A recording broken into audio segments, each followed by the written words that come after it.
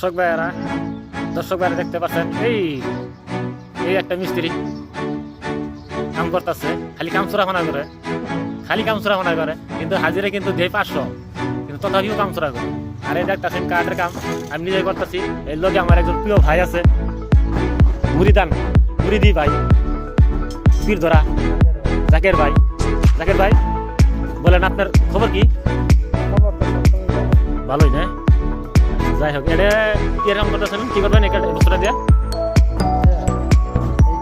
হ্যাঁ ঘরের খুঁটি। যাই হোক, মাশাআল্লাহ আগে ভাই মিস্ত্রি, নামি দামি মিস্ত্রি আর কি, না অচল হয়ে গেছে আর কি বর্তমান, আগের নাহলাম নাই।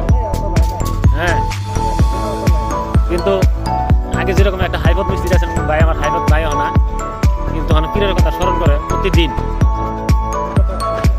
পীরের কথা স্মরণ করে। কিন্তু আপনার অল্প আশীর্বাদ করবেন যেন ভাইটা আগের মতন একটা চালু হইতে পারে, স্মৃতি শক্তি একটা ফিরে করতে পারবে।